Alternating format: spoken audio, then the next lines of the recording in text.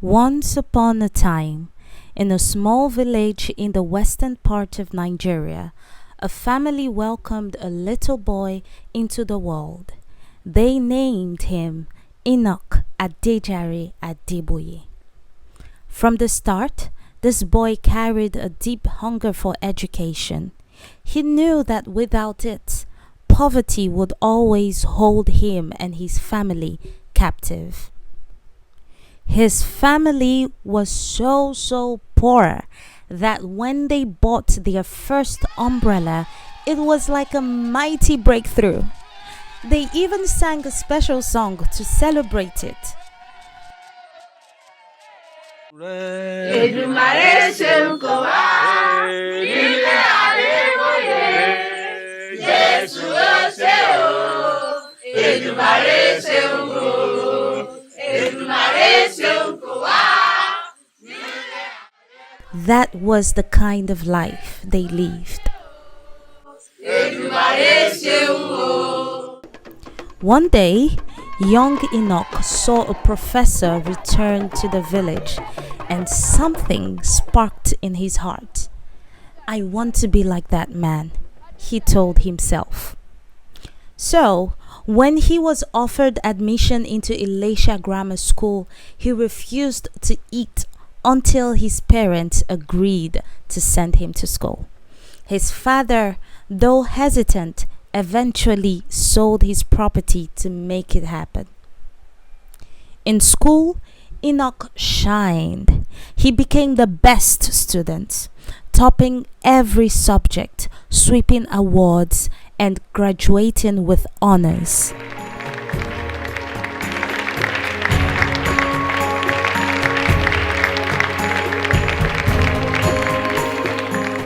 He was still so poor that he couldn't afford to get shoes. But that did not stop him. With the same determination, he gained admission into the University of Nigeria, Nsukka, where he studied mathematics. He was brilliant, yes. Also, he was a young man, a good-looking young man who loved drinking and chasing women. He had so many girlfriends. Then one day, he met a beautiful young lady named Foluke, a student at United Missionary College. He liked her immediately. On his birthday, she gave him a Bible. Out of all the gifts, her gift, the Bible, stood out. Something about it touched him, and he decided that he was going to marry her. She became his wife, and together they started building a family. Life seemed to be shaping up. He became a lecturer, then a professor. But in his search for peace, he made wrong turns, visiting ritualists for protection, especially after buying his first car. Yet, even with charms, accidents still happened. His children often fell sick. Money came in, but he could never account for it. He was always troubled. One day, his uncle invited him to the Redeemed Christian Church of God in Ebute-Metta. Enoch attended with his wife, and from the very first service, a word pierced his heart. That day, he surrendered his life to Jesus. Under the mentorship of Pa Josiah Akindayomi, the founder of RCCG, he grew in faith.